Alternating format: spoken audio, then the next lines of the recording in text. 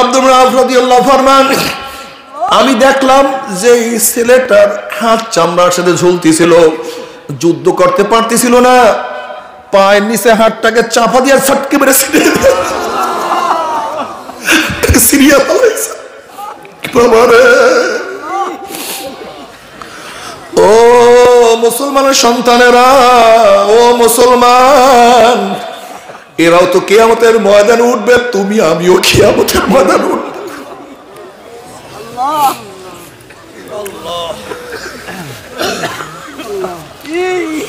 কোন মুখ নিয়ে উঠবো, কোন চেহারা নিয়ে উঠবো জানি না।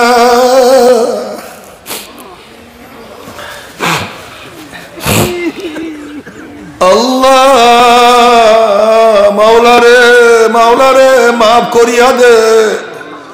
আল্লাহ তোমার মহব্বতের অন্তরটাকে পরিপূর্ণ করিয়া দাও, দুনিয়ার মহব্বত অন্তরকে দূর করিয়া দাও।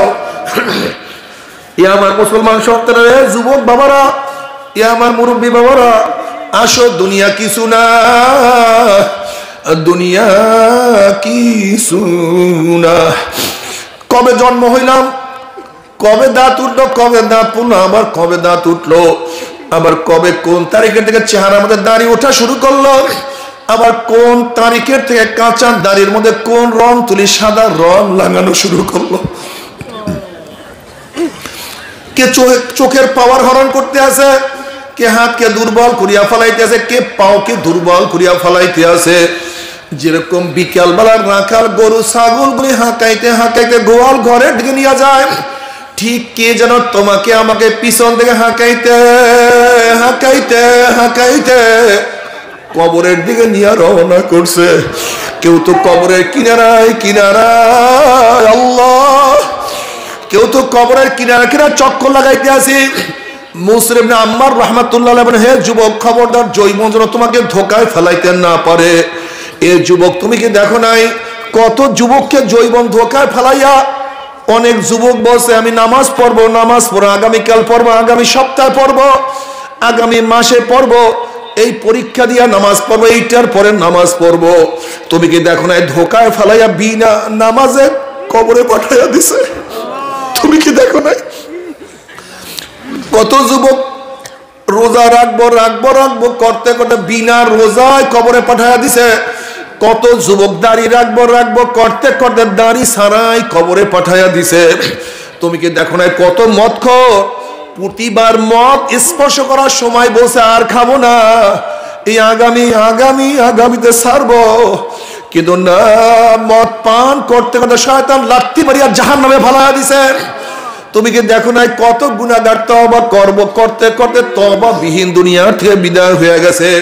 ও যুবক, তুমি ভাবছো বুড়া হয়ে ইবাদত করব, তুমি টেনে পড়ো, তুমি কি দেখো নাই 9-এর কত ছেলেরা দুনিয়া থেকে বিদায় হয়ে গেছে? ও যুবক, তুমি কি দেখো নাই 8-এর কত ছেলেরা দুনিয়া থেকে বিদায় হয়ে গেছে? ও যুবক, তুমি কি দেখো নাই কত 7-এর ছেলেরা দুনিয়া থেকে বিদায় হয়ে গেছে? ও বাবা, তুমি এখন আমার মাওলার ইবাদত করবা না, অথচ তোমার কাঁধের মধ্যে তোমার সন্তানের লাশ উঠিয়া গেছে। ও দাদা, ও নানা, তুমি এখনো মাওলার পথ ধরবা না, অথচ তোমার নাতির জানাজায় তুমি উপস্থিত হয়ে গেছো। ও বড় ভাই, তুমি কি আমার মাওলার পথ এখনো ধরবা না, অথচ তুমি তোমার ছোট ভাইয়ের কবর নিজেই খনন করা শুরু করিয়া দিছো। ও বন্ধু, তুমি এখনো সিজদা মাওলাকে দিবা না, অথচ এই মাত্র তোমার বন্ধুকে তুমি চিরতরে বিদায় দিয়ে আসছো। বাবারে, ও বাবারা, তুমি কেন খেয়াল করো না আজকে দুনিয়ার পরীক্ষা একবার ফেল করলে বারবার পরীক্ষা দিয়ে পাশ করার আশা করা যায়। আজকে দুনিয়ার মামলায় ম্যাজিস্ট্রেট করে হারলে জজ করে আপিল করিয়া, জজ করে হারলে হাইকোর্টে আপিল করিয়া, হাইকোর্টে হারলে সুপ্রিম কোর্টে আপিল করিয়া যে তার আশা করা যায়। কিন্তু খোদা না খাস্তা, খোদা না খাস্তা, খোদা না খাস্তা, মৌয়াতের মামলায়, কবরের মামলায়, কিয়ামতের মামলায়, ওই পুলসরাতের মামলা যদি একবার স্লিপ কাটিয়া যায় আর তো দ্বিতীয়বার আপিল করা যাবে না। মৌয়াতের কাপড়ের ময়লার বাকি থাকে না, একেবারে ধব ধবে পরিষ্কার। কি কথা ঠিক না? এখানে যখন ঢুকছিলাম আমল নামায় বহু গুনার ময়লা ছিল, কালি ছিল। এই জিকির আজকার, তওবা, দুরুদ, নসিহত, সোহবত, এই বিভিন্ন আমল চলতেছে না ভাই, নাকি ভাই? এই বিভিন্ন আমলের কারণে যখন এখান থেকে বের হয়ে যাবে গুনাহ সব সাফ হয়ে যাবে, একবার ক্লিয়ার। বক্তব্য আমার না, এই মাজলিসকে কেন্দ্র করে বুখারীর মধ্যে এক রওয়ায়াত আসছে, আল্লাহ পাক ফেরেশতাদের সাথে বিভিন্ন প্রশ্ন এবং জবাব দেওয়ার পর আল্লাহ পাক নিজে সিদ্ধান্ত নেন, উশহিদুকুম আন্নী ক্বাদ গাফারতু লাহুম, এ ফেরেশতারা সাক্ষী থাক, গোটা মাজলিসের বান্দাদের গুনাহ খাতা সব মাফ করে দিয়েছি। ইয়াকুলুল মালাকু মিনাল মালাইকাতি ফীহিম ফুলানুন লাইসা মিনহুম ইন্নামা জাআ লিহাজাতান ইয়াকুলুল্লাহু আযজা ওয়া জাল্লা হুমুল যুলাসাউ লা ইয়াশকা জালিসুহুম, রাহুল বুখারী। অন্য রওয়ায়াতের মধ্যে আছে গুনাহ খাতা মাপ নয়, আল্লাহ পাক সমস্ত গুনাহকে নেকের দ্বারা পরিবর্তন করে দেবেন। মা মিন কওমিন ইসতামাউ ইয়াসকুল্লাহ তাআলা লা ইরদুনা বিযালিকা ইল্লা ওয়াজহাহু ইল্লা নাদাহুম মুনাদিম মিনাস সামাই আন কুমু মাগফুরাল লাকুম কদ বুদ্দিলাস সাইয়্যাতুকুম হাসানাত। যখন কোন সম্প্রদায়ের জিকিরের মাজলিসে বসিয়া যায়, জিকির শেষে যখন জাকির মাজলিস ছাড়তে থাকে, একদল আহ্বানকারী ফেরেশতারা আসমান থেকে ডাক দিয়ে বলে, জাকিরিন সুসংবাদ শোনো, আল্লাহ পাক তোমাদের গুনাহ খাতা সব মাফ করে দিয়েছে। মাফ করছে শুধু তাই নয়, তোমাদের সমস্ত গুনাহকে নেকের দ্বারা পরিবর্তন করে দিয়েছে। কি মাজলিসের দাম আছে কি নেই?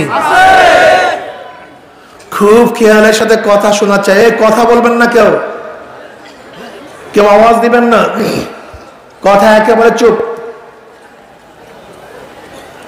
একেবারে চুপ।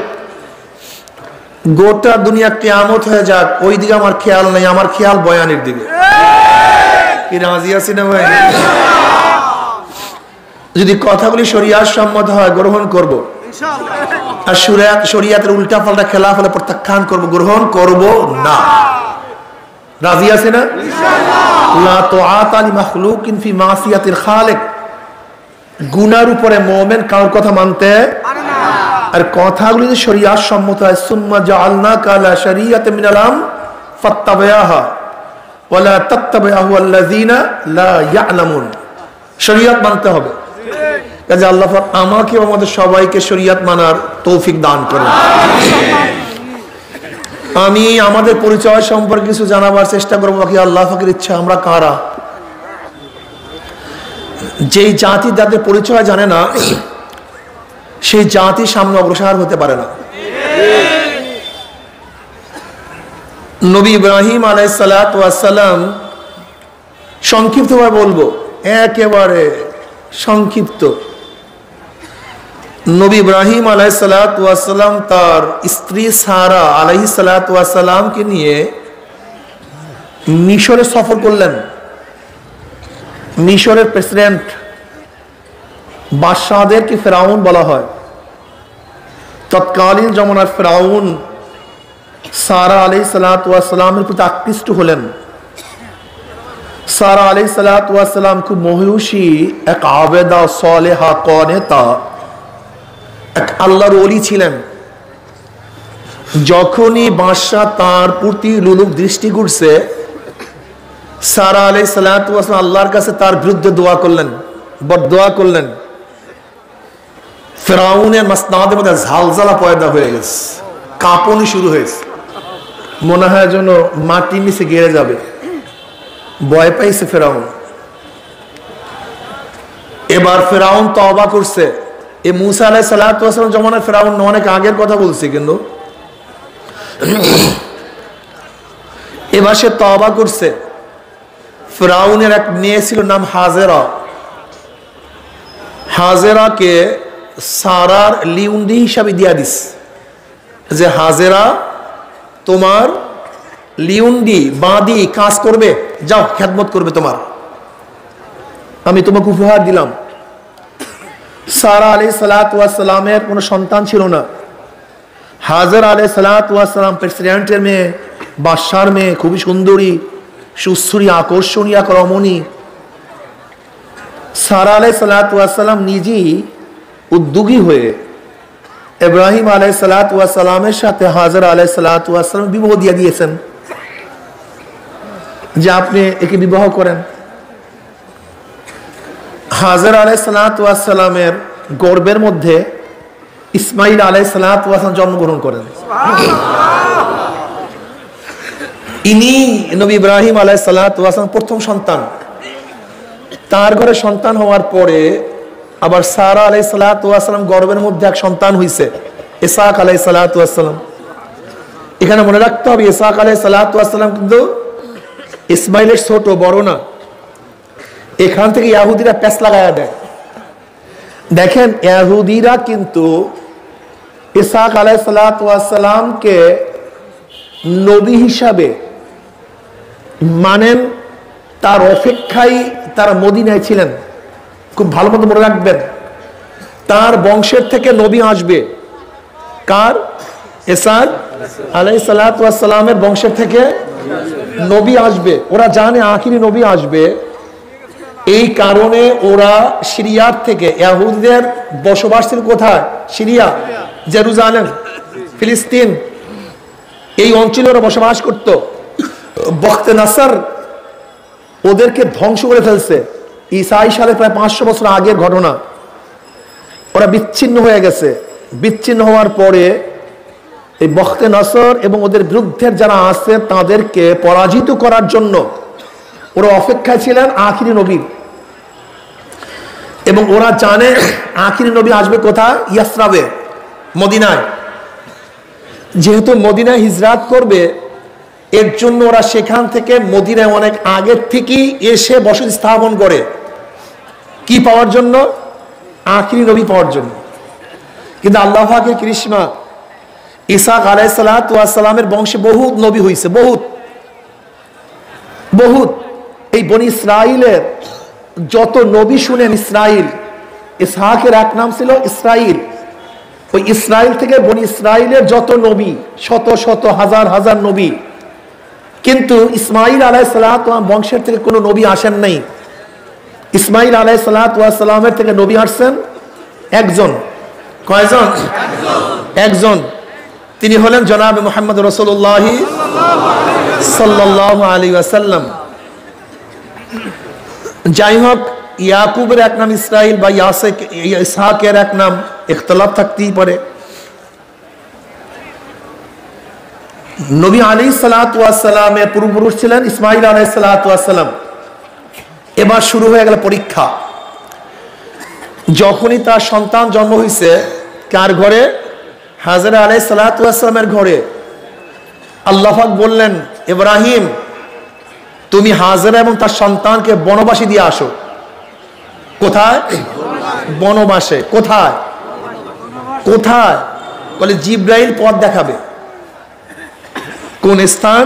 কে পথ দেখাবে? জিব্রাইল আলাইহিসসালাতু ওয়াসসালাম পথ দেখাবে। জিব্রাইল আলাইহিসসালাতু ওয়াসসালাম রাহনুমাই করতেছেন। ইব্রাহিম আলাইহিসসালাতু ওয়াসসালাম, হাজরা আলাইহিসসালাতু ওয়াসসালাম শিশু বাচ্চা তাদের সাথে চলতেছেন। যখনই কোনো সুন্দর এরিয়া দেখেন, গাছপালা, তরুলতা, ঝর্ণা বিশিষ্ট, ফলমূলে ভরা, নবী ইব্রাহিম আলাইহিসসালাতু ওয়াসসালাম বললেন, ভাই জিব্রাইল এখানেই কি আমাদের বনবাসের জায়গা? বলে এখানে না, সামনে চলুন। চলছে। আবারও যেখানে সুন্দর এক শহর দেখেন, বন বাগিচা, সুজলা সুফলা এক এলাকা দেখেন, বলেন ভাই এখানে কি আমাদের স্থান? বলেন না, সামনে চলুন। আবারও সামনে চলুন, আবারও সামনে চলুন। এরকম করতে করতে এখন যেখানে কাবা, সেই মক্কা নগরীতে চলে আসছে। জিবরাইল আলাইহিসসালাতু ওয়াসসালাম বললেন, এখানে আপনার বসবাসের। এই ইয়াকুব, মুখ দিলেন কেন? হ্যাঁ,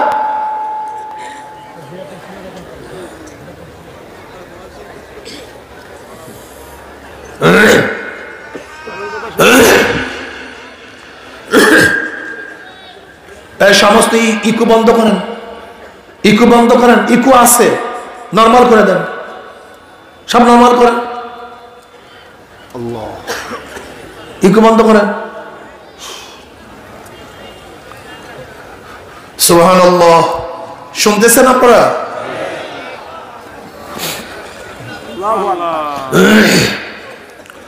দ্বিতীয়বার মোড়ামুড়ি করবেন না, আর কমান। সুবহানাল্লাহ। বাস ওঠেন, ওঠেন ওখান থেকে।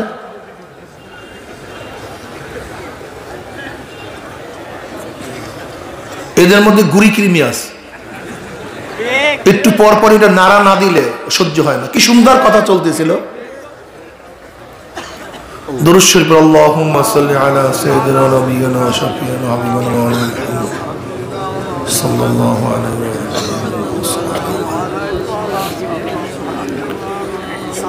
ভুলে গেছেন বয়ান? মাশাআল্লাহ। কোন জায়গায় আসছেন? মাশাআল্লাহ, আলহামদুলিল্লাহ। জিবরিল আলাইহিস সালাতু ওয়াস সালাম বলেন এখানে কলে মানি গাছ নাই, পানি নাই, পাথুরে জমি, ফসল হওয়ার কোনো সম্ভাবনাও নাই। আপনারা জানেন মক্কা এমন এক জায়গা যেখানে কোনো ফলদার গাছ নাই, সব পাথুরে জমি, কোনো ফসল হওয়ার কোনো জায়গাই না। আরে ভাই, সেখানে পানিও তো নেই, পানিও নাই। দেখেন সৌদি আরবের এত টাকা, টাকার কোনো অভাব নাই, কিন্তু আজও পর্যন্ত মক্কার ভূমির থেকে কোনো জায়গা থেকে পানি উঠাতে পারেনি। আজও না, আজও না। মারাত্মক এক জায়গা। ইব্রাহিম আলাইহিস সালাতু ওয়াস সালাম বললেন, ভাই জিবরাইল, এখানে থাকবো কিভাবে, খাবো কি? পানি? বললে আল্লাহ পাকের ইচ্ছা। কার ইচ্ছা? হ্যাঁ, মুসলমান, মুসলমান, মুসলমান। তোমরা কারা? তোমাদেরকে বুঝতে হবে তুমি কে, কোন বংশের, কোথা থেকে এসছো, তোমাদের পূর্বপুরুষদের অবস্থা কি ছিল, জানতে হবে, জানতে হবে, তোমাদেরকে বুঝতে হবে। কার ইচ্ছা? দ্বিতীয় প্রশ্ন নেই। নবী ইব্রাহিম আলাইহিস সালাতু দ্বিতীয় প্রশ্ন করেন নাই যেখানে থাকবো কিভাবে। যুক্তি, কোন যুক্তি টুক্তি নেই, কোন যুক্তি নেই। যুক্তি ধরছ তো শয়তানের কাতারে চলে গেছে, মান্য করছে তো নবী আদমের কাতারে চলে গেছে। শয়তানকে সেজদা করতে বলা হয়েছিল, যুক্তি শুরু করছে। আল্লাহ তুমি কি বলছো? আমি আদমকে সেজদা করব, অথচ তুমি আমাকে বানিয়েছো আগুন দ্বারা আর আদমকে বানিয়েছো মাটির দ্বারা।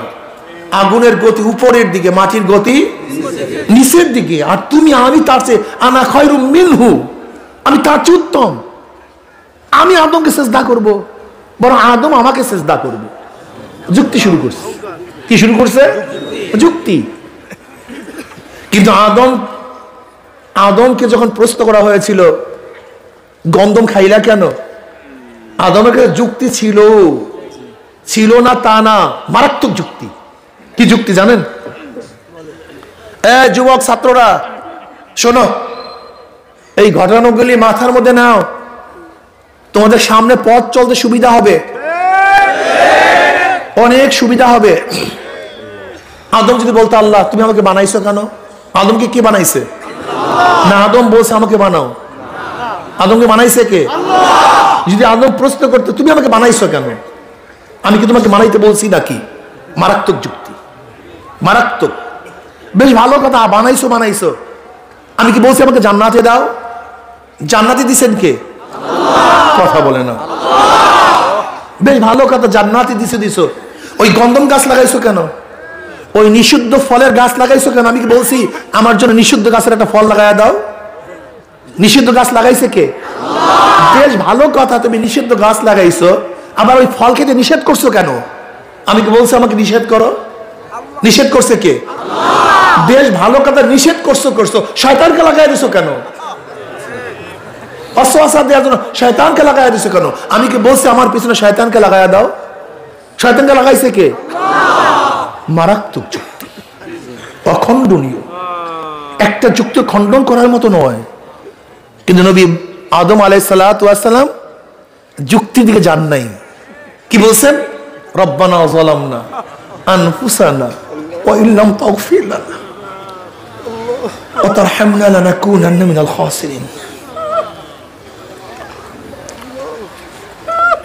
যারা যুক্তির পেছনে যায়, এত নামাজ পড়বো কিভাবে, এত রোজা রাখবো কিভাবে, এত পর্দা করা যায়, এই ছোট বয়সেও কি দাড়ি রাখা যায়, এই ছোট বয়সেও কি একটু মেয়েদের সাথে আড্ডা না মারলে চলা যায়, একটু ঘুষ না খাইলে কি সংসার চলে, সুদ না খাইলে কি চলা যায়, রোজা কি রাখা যায়, এখন ইসলামিক দল করা যায়, নবী কি এখনো নেতা মানা যায়, এই আদর্শ কি বাস্তবায়ন করা যায়?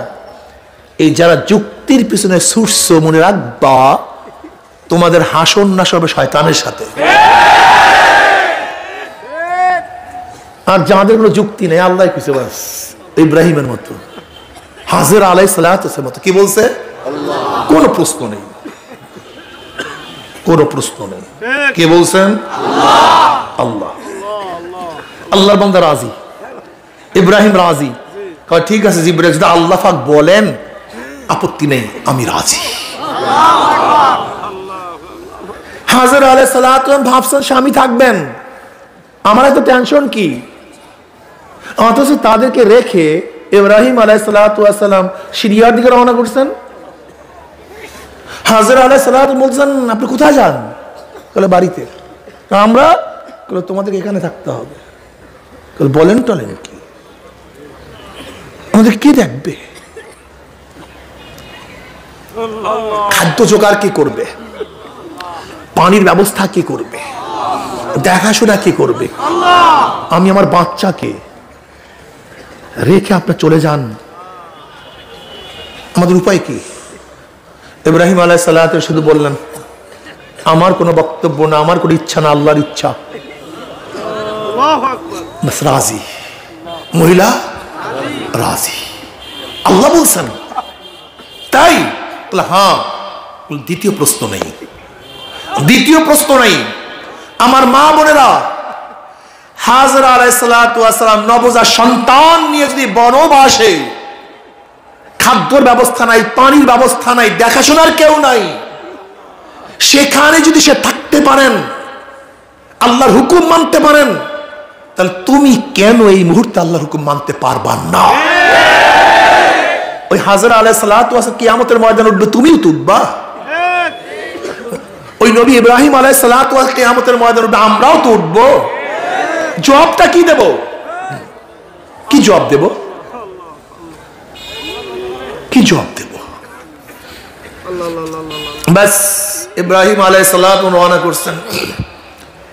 মা বেটি আছে, বেটা আছে, দুই একদিনের খাজুর, দুই একদিনের পানি, কারবার শেষ। খাজুরও নাই, পানিও নেই। বাচ্চা মায়ের বুকে টান দেয়, খাদ্য নাই, বাচ্চারও খাদ্য তৈয়ার হয় নাই, ঠাট্টা মারিয়া চিল্লান শুরু করছে। হাজরা আলাইহিস সালাতু ওয়াস সালাম মুখের মধ্যে পানি দিবে, পানিও নাই। বাচ্চা তার সামনে মারা যাবে, মায়ের সামনে, মা দেখতে পারে না। সে জানে যদিও পানি নাই এলাকায়, কিন্তু আমার চেষ্টা করতে আপত্তি কি, খুঁজা দেখি না। হাজরা আলাইহিস সালাম পানি খোঁজার জন্য বের হইছেন।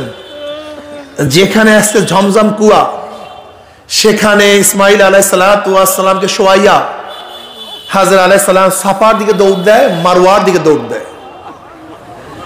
সাফা এবং মারওয়া দুই পাহাড়, মাঝখানে নিচু, এইটা টিলা, এইটা টিলা, মাঝখানে নিচু জায়গা। সাফা যখন উঠে ইসমাইলকে দেখে, মারওয়া যখন উঠে ইসমাইলকে দেখে, কিন্তু যখন নিচে নামে তখন ইসমাইলকে দেখে না। পাগল নিয়ে একবার সাফায় দৌড় দেয়, মারওয়া দৌড়, মাঝখানে যখন আসে তার ছেলেকে দেখে না, তখন দৌড় দেয়। আল্লাহর কাছে দৌড়টা অনেক পছন্দ হয়ে গেছে। আল্লাহ পাক কিয়ামত পর্যন্ত সমস্ত হাজিদেরকে বলছে, হাজিরা, যেই জায়গায় আমার হাজিরা দৌড় দিছে, ওই জায়গায় যদি তোরা দৌড় না দাও, তোদের হজ আমি কবুল করব না।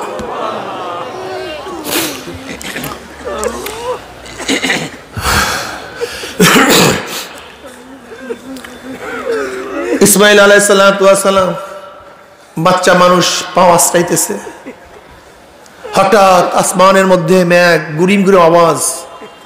হাজর আলাইহিস সালাম বললেন, মাওলা হে, যদি সাহায্য করো, আমার ইসমাইল জিন্দা থাকতে সাহায্য করো। যদি ইসমাইল মারা যায়, আল্লাহর তোমার জাতে পাকের কসম খেয়ে বলি, আমি তোমার কোনো সাহায্য গ্রহণ করব না।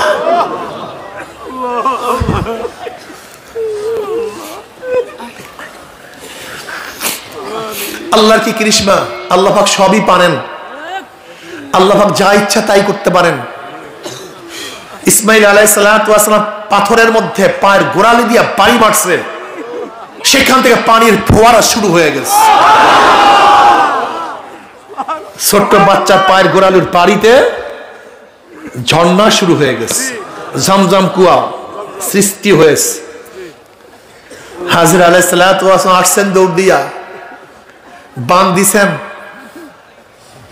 জিবরাইল আলাইহিস সালাম খাজুর নিয়ে আসছেন, পানির ব্যবস্থা হয়ে গেছে, খাদ্যের ব্যবস্থা হয়ে গেছে। বাচ্চা যখন বড় হয়েছে, সংক্ষিপ্ত কথা, আবার পরীক্ষা শুরু। ইব্রাহিম, এবার ছেলেকে কুরবানি দিয়ে দাও। ছেলেকে কি করছি আল্লাহর জন্য, কি ত্যাগ, কি ত্যাগ করছি বলেন।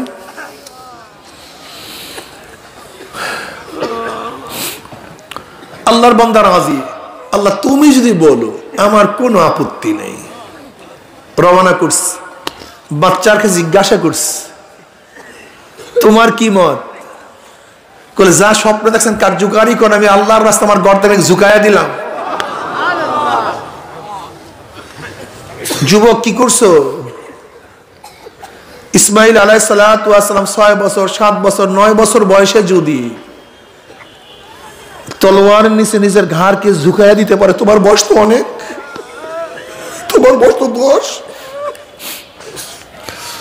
তোমার বয়স তো 11, তোমার বয়স তো 12, তোমার বয়স তো 13, তোমার বয়স তো 14, তোমার বয়স তো 20 পার হয়ে গেছে। তোমার পূর্বপুরুষ যদি অল্প বয়সে আমার মাওলার আইন পালন করার জন্য ছুরির নিচে নিজের গর্দানকে ঝুঁকিয়ে দিতে পারে, আল্লাহ মাওলারে কি করছো? এই ইসমাইল আলাইহিস সালাম কিয়ামতের ময়দানে উঠবে, তুমি আমিও কিয়ামতের ময়দানে উঠবো। আমার মাওলা যদি প্রশ্ন করে, আমার ইসমাইল 9 বছর অল্প বয়সে আমি মাওলাকে রাজি করার জন্য নিজের গর্দান ছুরির নিচে ঝুঁকাইয়া দিছে, তুই কেন নামাজের হুকুম পালন করতে পারো নাই? তুই কেন রোজার হুকুম পালন করতে পারো নাই? তুই কেন দাড়ির হুকুম পালন করতে পারো নাই? কি জবাব দিব? খবরদার, হিসাব নিকাশ না মিলাইয়া মাওলার কবরে যাইও না।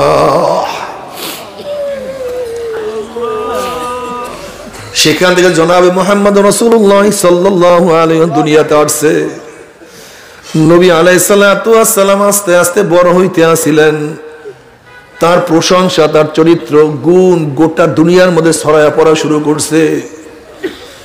সমস্ত আরবরা আমার নবীর প্রশংসা শুরু করছে, বেঈমানরা আমার নবীর প্রশংসা শুরু করছে। কি যে চরিত্র, কি যে আখলাক, কি যে ব্যবহার, কি যে আদর্শ, কত সুন্দর। ইন্নাকা লাআলা খুলুকিন আযীম, আল্লাহ কবুল করিয়া নাও। এত সুন্দর, এত ভালো আমার নবী, কি যে সুন্দর।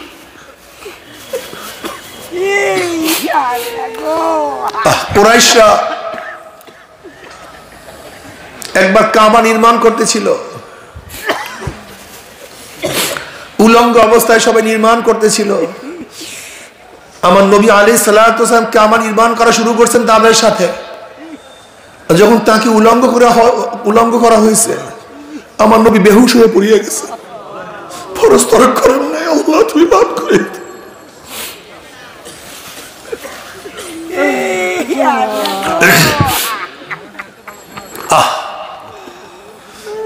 আমরা সবাই আদমের গোষ্ঠী, ইসমাইল আলাইহিস সালাতু ওয়াস সালামের গোষ্ঠী, অথচ আজকে বেঈমানরা আমাদেরকে বানরের গোষ্ঠী বানায় দিস।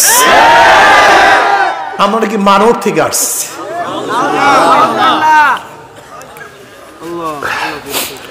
আমরা আদম থেকে না বানরের থেকে? সবাই কথা বলেন না, বানর থেকে না আদম থেকে? যারা বানরের থেকে, বানররা বানর থাক, আমরা আদম থেকে, আমরা আদমের গোষ্ঠী আদম অনুযায়ী থাকতে চাই। যদি আদমের গোষ্ঠীকে বানর বানাবার চক্রান্ত করো, তা আদমের গোষ্ঠী ঐক্যবদ্ধ হয়ে তোদের চক্রান্ত ধ্বংস করে দেবে। আমার মুসলমান বাবারা, মুসলমান মা বোনেরা, যারা হাজরা আলাইহিস সালাতু ওয়াস সালাম উত্তাশুরি, আম্মাজান খাদিজার উত্তাশুরি, আম্মাজান আয়েশার উত্তাশুরি, আম্মাজান উম্মে সালমার উত্তাশুরি, ফাতেমা রাদিয়াল্লাহু তাআলা আনহার উত্তাশুরি, যারা সরদার মুহাম্মদ সাল্লাল্লাহু আলাইহি ওয়াসাল্লাম উত্তাশুরি, আবু বকর উত্তাশুরি, ওমরের উত্তাশুরি, উসমানের উত্তাশুরি, আলীর উত্তাশুরি। তোমাদেরকে মনে রাখতে হবে, সঙ্গীন এক দুনিয়া, এই দুনিয়াতে সোজা আঙ্গুলে ঘি উঠবে না, আঙ্গুলকে ব্যাখ্যা করতে হবে। তোমাদেরকে সচেতন হতে হবে। তোমাদের সন্তানদেরকে বলো, স্কুলে যখন দারুইনের থিওরি পড়ানো শুরু করবে, এই বিবর্তনবাদের থিওরি পড়ানো শুরু করবে, মুসলিম সন্তানরা আন্দোলন করো, স্কুল থেকে নেমে যাও। দারুইনের থিওরি মুসলমান বাচ্চা পড়বে না, পড়তে দেওয়া হবে না। সোজা আঙ্গুলে ঘি উঠবে না, সোজা আঙ্গুলে ঘি উঠবে না। প্রত্যেকটা সন্তানকে বলে দাও, আজকে আমাদেরকে এই মুন্সি মেহেরুল্লাহ রহমাতুল্লাহ আলাইহি ব্রিটিশদের বিরুদ্ধে আন্দোলন করেছে, অথচ ইতিহাসের মধ্যে, বর্তমান ইতিহাসের মধ্যে আপনি দেখুন, মুসলমানরা ব্রিটিশ হটাও আন্দোলনে শরীক ছিল, এরকম কোন ইতিহাস বর্তমান ইতিহাস বইয়ের মধ্যে লেখাই হয়নি। তিতুমিরে বাঁশের কেল্লা কোথায় গেল? হাজী শরিয়াতুল্লাহর আন্দোলন কোথায় গেল? মুসলমানদের আন্দোলনের করে ব্রিটিশের দেশ থেকে হটতে বাধ্য হয়েছে। আর তুমি কোথার থেকে রাম এবং বামদের চক্রান্ত শুরু করে মুসলমানদের ইতিহাসকে মুছে দিতে চাও? আমরা সচেতন আছি, বাংলাদেশের একজন মুসলমান জিন্দা থাকতে ওই রাম এবং বামদের আন্দোলন এবং তাদের শিক্ষানীতি এদেশে বাস্তবায়ন করতে দেব না ইনশাআল্লাহ।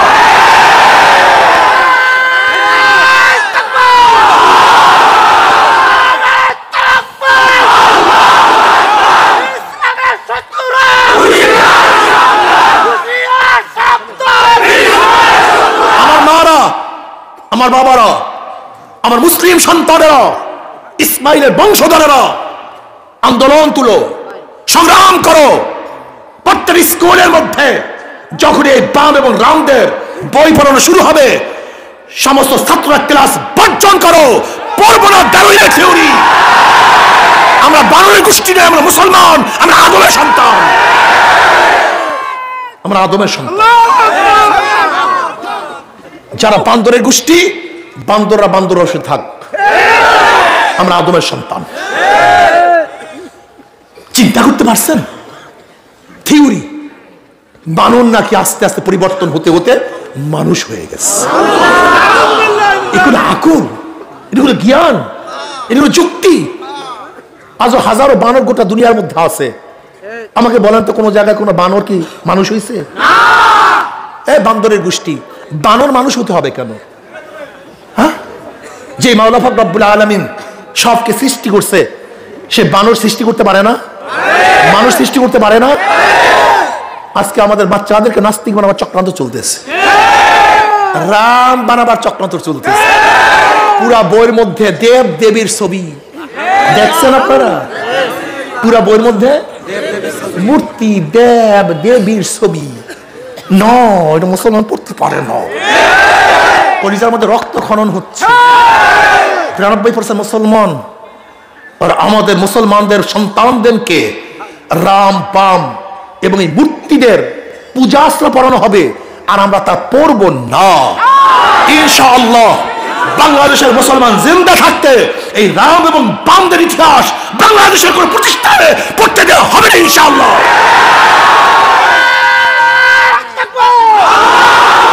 কি রাজি আছেন ইনশাআল্লাহ? এখলাসে নারায়ে তাকবীর, দুই হাত তুলে নারায়ে তাকবীর।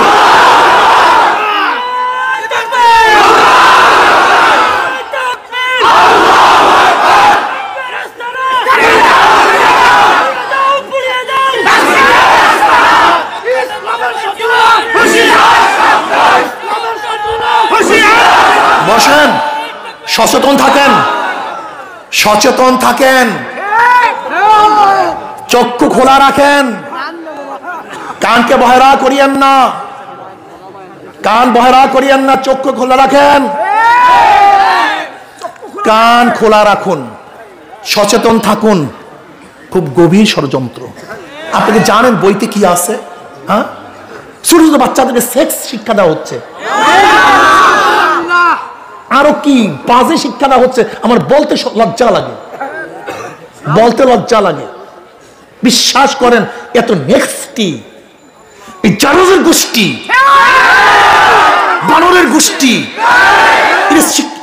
একটা 6-7 এর মেয়ে ছেলেকে পড়ায় কিভাবে? এটা পড়াবে কিভাবে? আসলে ওরা মানুষের সন্তান না, ওরা সব জানোয়ারের সন্তান। আসলে মানুষের সন্তান, ওরা জানোয়ারের সন্তান। যার মধ্যে মনুষ্যত্ববোধ আছে, সেই বই পড়াতে পারে না, লিখতে পারে না। আর চোরের গোষ্ঠী তো চুরি করিয়া ধার করিয়া তারা বই লিখছে, নিজেরাও লেখে নেই। চোরের গোষ্ঠী, মুসা সুসা, একটা মুসা আছে, নিজের ডক্টর দাবি করে, আর সব জায়গায় বিবর্তনবাদ। এই বানর, এই বানরের গোষ্ঠী প্রমাণ করার জন্য এই মুসা, এক মুসা আছে, শিক্ষার নামে একটা মুসা, দেখতে না চোর চোর চোর চোর ভাব। মুসা বানরের বাচ্চা, বানর। আপনারা আদমের সন্তান না বানরের সন্তান? আদমের সন্তান না বানরের সন্তান? এবার আন্দোলন, সংগ্রাম, যুদ্ধ হবে আদমের সন্তান এবং বানরের সন্তানের সাথে, ইনশাআল্লাহ। কি রাজি আছেন ইনশাআল্লাহ? যুদ্ধ হবে, রাজি আছেন ইনশাআল্লাহ? কে রাজি আছেন? নারায়ে তাকবীর।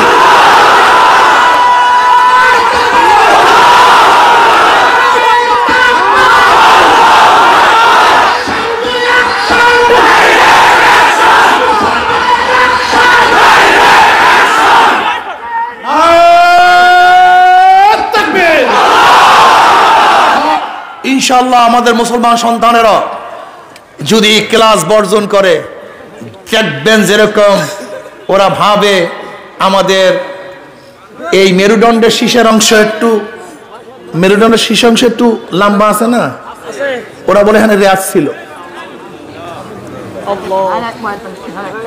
বুঝলেন না কথাটা কি বলতে চাই? এই মেরুদণ্ডের নিচের অংশে কি আছে?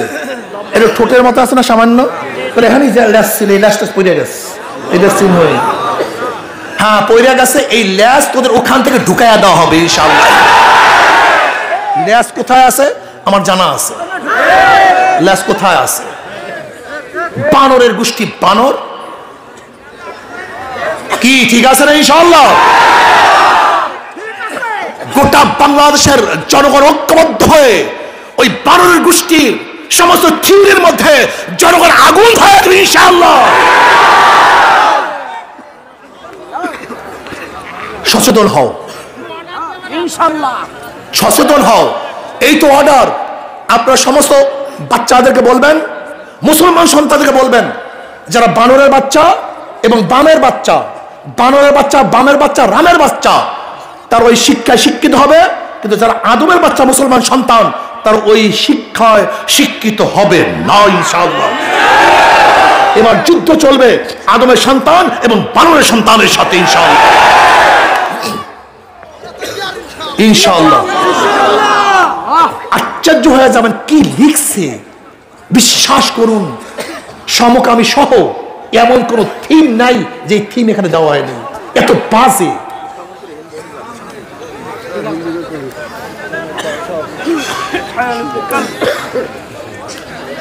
আল্লাহ আমাদের সবাইকে হেফাজত করুক, ইমানকে মজবুত করো, ইমানকে মজবুত করো। আমাদের উত্তাসুরে ফেরে নাই, দাবাতে পারে নাই, তোমাকে আমাকেও কেউ দাবাতে পারবে না ইনশাআল্লাহ, ঠিক না? মুসলমান মরলে শহীদ, বাঁচলে আস্তে কন, মরলে বাঁচলে মুসলমানের হার বলতে কিচ্ছু নেই। ঠগা মগা মুসলমান কিছুই বোঝে না। আমার মুসলমান সন্তানেরা, কেন তুমি আমার মাওলার পথ ধরবা না? ইসমাইল আলাইহিস সালাতু ওয়াস সালাম অল্প বয়সে যদি আমার মাওলার পথ ধরতে পারে, তুমি আমি কেন ধরতে পারবো না? হযরত আলীউল মুর্তাজা রাদিয়াল্লাহু তাআলা অল্প বয়সে আমার মাওলার পাগল, তুমি এত বড় হইয়াও কেন মাওলার পাগল হতে পারবে না?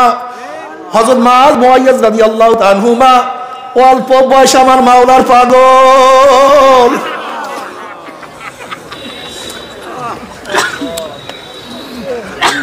আফরার 2 সন্তান নিয়ে আসছে, ইয়া নবী আল্লাহ, শুনছি আপনি যুদ্ধে যাবেন, আমার বাচ্চা 2টাও যুদ্ধে নিয়ে যান। নবী আলাইহিস সালাতু ওয়াস সালাম বললেন, তোমার এই 2 সন্তান যুদ্ধে যাওয়ার উপযুক্ত হয় নাই।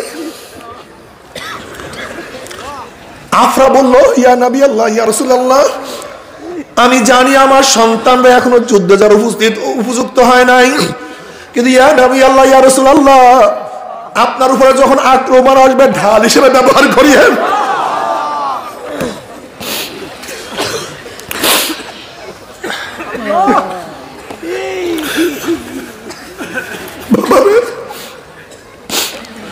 হযরত আব্দুর রহমান আউফ রাদিয়াল্লাহু তাআলা আনহু ফরমান, আমি বদরের ময়দানে দেখি আমার 2 সাইডে 2টা সন্তান, ছোট ছোট 2টা বাচ্চা। আমি ভাবছিলাম আমার সাথে 2টা বড় যদি যোদ্ধা থাকতো আমার জন্য কতই না ভালো হইতো, আমার অনেক সাহায্য হইতো।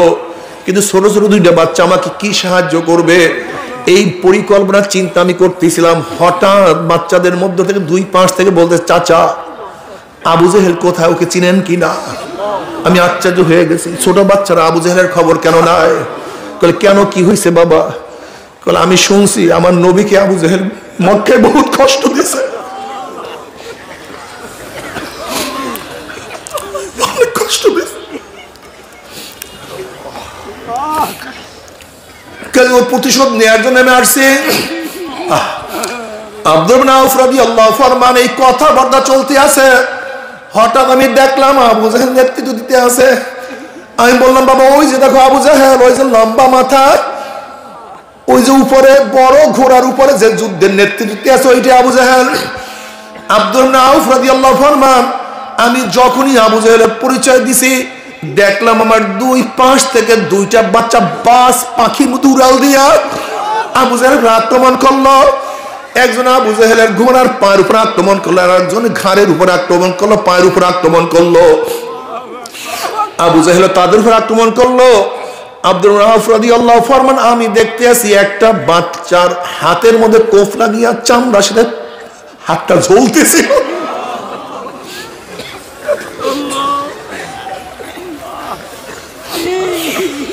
আব্দুর রাউফ রাদিয়াল্লাহু ফরমান, আমি দেখলাম যে এই ছেলেটার হাত চামড়ার সাথে ঝুলতেছিল, যুদ্ধ করতে পারতেছিল না, পায়ের নিচে হাতটাকে চাপা দিয়ে ফটকে মেরে সিরিয়া পালাইছে। ও মুসলমানের সন্তানেরা, ও মুসলমান, এরাও তো কিয়ামতের ময়দানে উঠবে, তুমি আমিও কিয়ামতের ময়দানে উঠবে।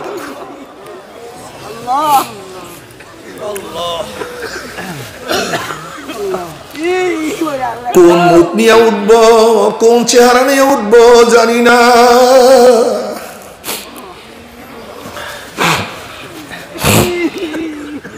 আল্লাহ মাওলারে, মাওলারে মাফ করিয়া দে। আল্লাহ তোমার মহব্বতের অন্তরটাকে পরিপূর্ণ করিয়া দাও, দুনিয়ার মহব্বত অন্তর থেকে দূর করিয়া দাও। ইয়া আমার মুসলমান সন্তানেরা, যুবক বাবারা, ইয়া আমার মুরব্বী বাবারা, আসো, দুনিয়া কিছু না, দুনিয়া কিছু না। কবে জন্ম হইলাম, কবে দাঁত উঠলো, কবে দাঁত পড়লো, আবার কবে দাঁত উঠলো, আবার কবে কোন তারিখের থেকে চেহারার মধ্যে দাড়ি ওঠা শুরু করলো, আবার কোন তারিখের থেকে কাঁচা দাড়ির মধ্যে কোন রং তুলি সাদা রং লাগানো শুরু করলো। কে চোখের পাওয়ার হরণ করতে আছে, কে হাতকে দুর্বল করিয়া ফেলাইতে আছে, কে পাওকে দুর্বল করিয়া ফেলাইতে আছে। যেরকম বিকাল বেলার রাখাল গরু ছাগল গুলি হাঁকাইতে হাঁকাইতে গোয়াল ঘরের দিকে নিয়ে যায়, ঠিক কে যেন তোমাকে আমাকে পিছন থেকে হাঁকাইতে হাঁকাইতে হাঁকাইতে কবরের দিকে নিয়ে রওনা করছে। কেউ তো কবরের কিনারায় কিনারায়, আল্লাহ, কেউ তো কবরের কিনারা কিনারা চক্কর লাগাইতে আসি। মুসলিম ইবনে আম্মার রাহমাতুল্লাহ আলাইহি বলেন, হে যুবক খবরদার, জৈবন যেন তোমাকে ধোকায় ফেলাইতে না পারে। এ যুবক, তুমি কি দেখো নাই কত যুবককে জৈবন ধোকায় ফেলাইয়া? অনেক যুবক বলছে আমি নামাজ পড়বো, নামাজ পড়বো, আগামীকাল পড়বো, আগামী সপ্তাহে পড়বো, আগামী মাসে পড়বো, এই পরীক্ষা দিয়া নামাজ পড়বো, এইটার পরে নামাজ পড়বো। তুমি কি দেখো নাই ধোকায় ফেলাইয়া বিনা নামাজে কবরে পাঠাইয়া দিছে? তুমি কি দেখো নাই কত যুবক রোজা রাখবো রাখবো রাখবো করতে করতে বিনা রোজায় কবরে পাঠাইয়া দিছে? কত যুবক দাড়ি রাখবো রাখবো করতে করতে দাড়ি ছাড়াই কবরে পাঠাইয়া দিছে? তুমি কি দেখো নাই কত মদখোর প্রতিবার মদ স্পর্শ করার সময় বলছে আর খাবো না, এই আগামীতে ছাড়বো, কিন্তু না, মদ পান করতে করতে শয়তান লাত্তি মারিয়া জাহান্নামে ফালাইয়া দিছে। তুমি কি দেখো নাই কত গুনাহগার তওবা করব করতে করতে তওবা বিহীন দুনিয়া থেকে বিদায় হয়ে গেছে? ও যুবক, তুমি ভাবছো বুড়া হয়ে ইবাদত করব? তুমি টেনে পড়ো, তুমি কি দেখো নাই 9-এর কত ছেলেরা দুনিয়া থেকে বিদায় হয়ে গেছে?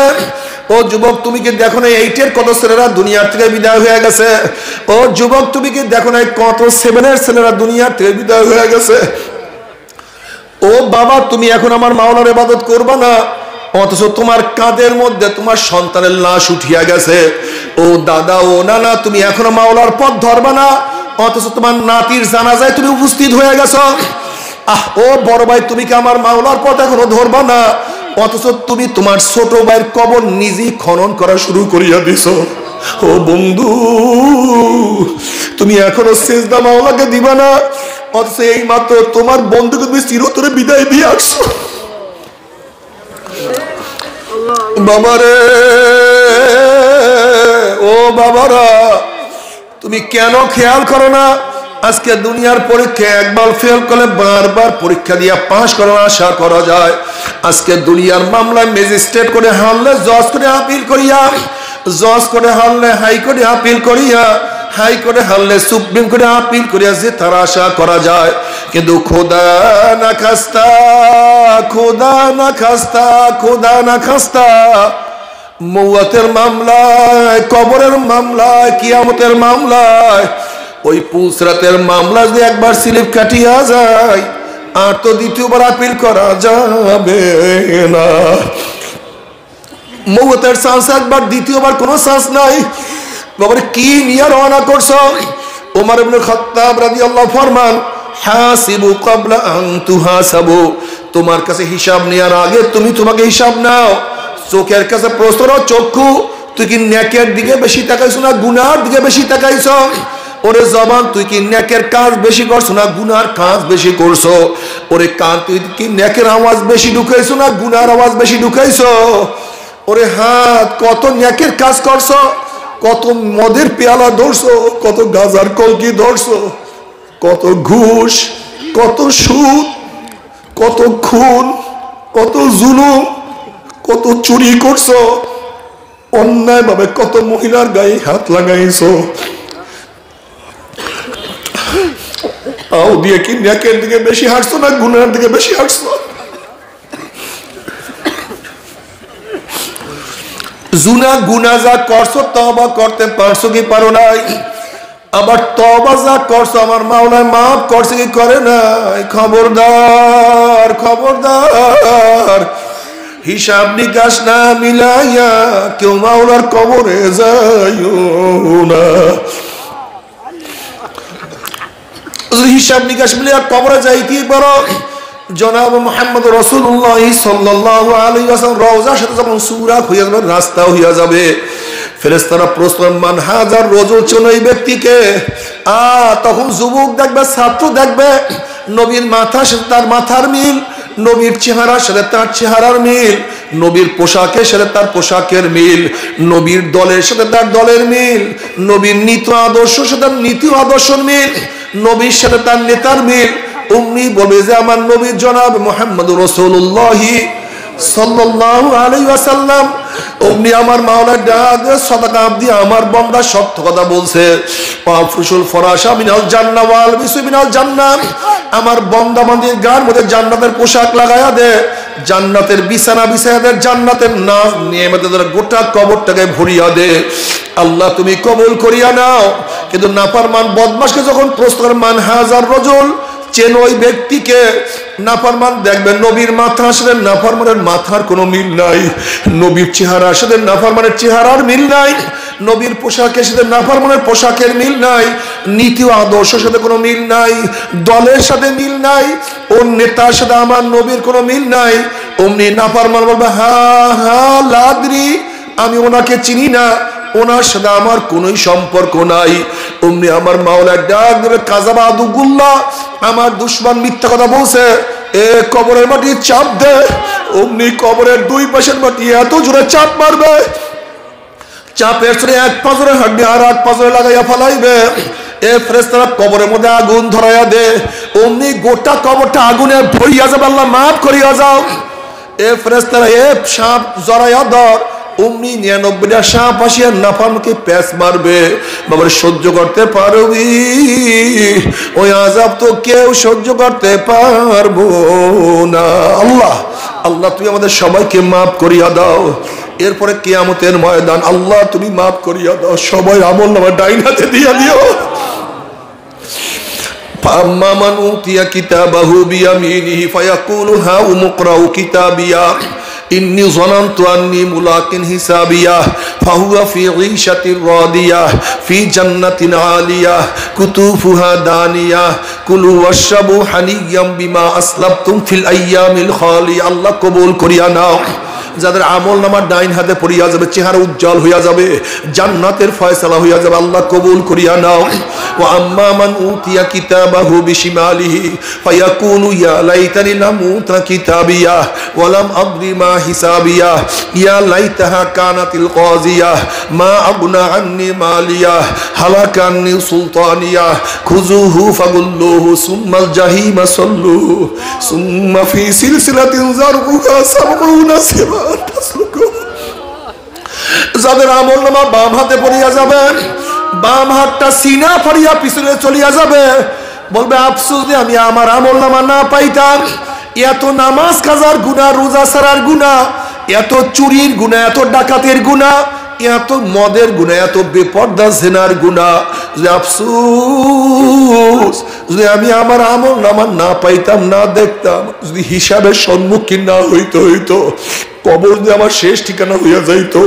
কোথায় আমার মাল, কোথায় আমার গাড়ি, কোথায় আমার বাড়ি, কোথায় আমার জমি, কোথায় আমার দোকান, কোথায় আমার ব্যবসা, কোথায় আমার ক্ষমতা, কোথায় আমার মেম্বারি, কোথায় আমার চেয়ারম্যানি, কোথায় আমার এমপিগিরি, কোথায় আমার মিনিস্টারগিরি, কোথায় আমার সভাপতিগিরি, কোথায় আমার পীরগিরি, কিছু নাই, সবই তো ধ্বংস হইয়া গেল।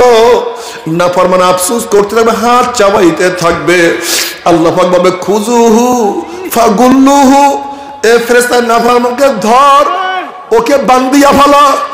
এই আদেশ দেওয়ার সাথে সাথে একদল ফেরেশতারা 70 গজ লম্বা লম্বা আগুনের শিকল নিয়ে নাফরমানকে প্যাঁচ দিয়া ফেলাইবে। আল্লাহ তুমি মাফ করিয়া দাও। যেরকম কুকুরের পার মধ্যে রশি লাগাইয়া টানতে টানতে কুয়ার মধ্যে ফেলাইয়া দেওয়া হয়, ঠিক নাফরমানের হাত পার মধ্যে জাহান্নামের শিকল লাগাইয়া কিয়ামতের ময়দানের উপর থেকে টানা শুরু করবে।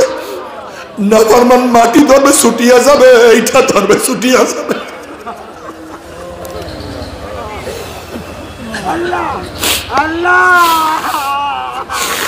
টানতে টানতে আল্লাহ, কত ছেলে দেখবে বাবাকে রশি লাগাইয়া নিয়ে যাইতে আছে, কত বাবা দেখবে সন্তানকে জাহান্নামের শিকল নিয়ে যাইতে আছে,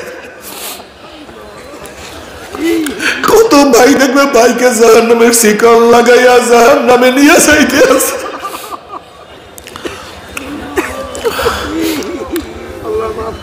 কত মুরিদ দেখবে পীরকে নিয়ে যাইতে আছে, কত পীর দেখবে মুরিদকে নিয়ে যাইতে আছে,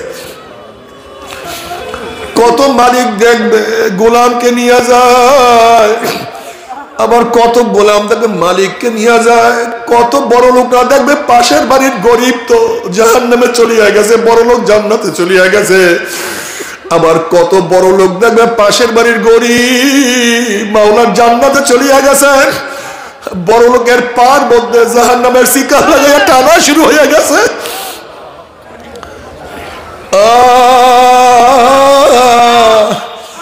কত মা দেখবে মেয়েকে নিয়ে যায়, আবার কত মেয়ে দেখবে মাকে নিয়ে যায়। আর টানতে টানতে মিনোয়ার জাহান্নামের মধ্যে নিক্ষেপ করবে। জাহান্নামের মধ্যে যখন না ফারমানকে নিক্ষেপ করা হবে 70 বছর পর্যন্ত জাহান্নামের কাছে যাইতেই থাকবে, যাইতেই থাকবে, যাইতেই থাকবে। আল্লাহ মাফ করিয়া দাও, মামলা সহ্য করতে পারবি? ওই জাহান্নামের এক সেকেন্ড আযাব কেউ তো সহ্য করতে পারবো না। তবে মুমিন মুসলমান বলতে সবাই মনে চায় গুনাহ থেকে ফিরিয়া নেক আমল করিয়া মাওলার জান্নাতে কিন্তু সবাইরই যাইতে মনে চায়। গুনাহ নিয়ে মাওলার জাহান্নামে কাউরে কিন্তু যাইতে মনে চায় না। কিন্তু কেনই বা আমরা নেক আমল করতে পারি না, কেনই বা গুনার কাম ছাড়তে পারি না? এর মূল কারণ হলো আপনার এবং আমার পিছনে নফস এবং শয়তান লাগিয়া রইছে। এই নফস এবং শয়তানকে ফেরার জন্য যে কোনো একজন হক্কানি আল্লাহর ওলির হাতে হাত দিতে হবে রে বাবা। খবরদার, বর্তমান জমানায় পীর মুরিদের মধ্যে ভেজাল, ব্যবসা, দলাদলি, হিংসা, হাসাদে পরিণত হয়ে গেছে। সমস্ত আল্লাহর ওলির একমত যেই পীরের 5 জন মুরিদের মধ্যে কমপক্ষে 3 জনকে দেখবেন আলহামদুলিল্লাহ সুন্নাত মাফিক আমল আখলাক মজবুত হয়ে যাইতে আছে, গুনার কাম ছাড়তে আছে, নেকের আমল ধরতে আছে, কলম নরম হইয়া চোখে পানি আসতে আছে। বৃক্ষতর নাম কি, ফলে পরিচয়। আমি চরমনায় বুঝি না, চরমনার দাওয়াত প্রশংসা প্রচার প্রসার করার জন্য আসিলে রে বাবা। চরমনায় যাওয়ার তোমার কোনো দরকার নাই, কোনো দরকার নাই, কোনো দরকার নাই। তুমি যার কাছে গিয়া পারো গুনার কাম ছাড়ো, নেকের আমল ধরো, কলম নরম করিয়া চোখে পানি নিয়া মাওলার কবরে যাইও। যেরকম দুনিয়ার ঘরে আগুন লাগলে পানি ছাড়া নিভানো যায় না, ঠিক তদ্রুপ তোমার এবং আমার গুনার দ্বারা যে জাহান্নামের আগুন জ্বলিয়া রয়েছে, চোখের পানিও ছাড়া কিন্তু জাহান্নামের আগুন নিভানো সম্ভব না। কাজে বাবা আমার জন্য দোয়া চাই, আমিও দোয়া করি। সবাই সবার জন্য প্রাণ খুলিয়া দোয়া করো, যেন কিয়ামতের ময়দানে গলাগলি বাঁধিয়া মাওলা একসাথে জান্নাতে যাওয়ার তৌফিক দিয়া দেয়। আল্লাহুম্মা আমিন।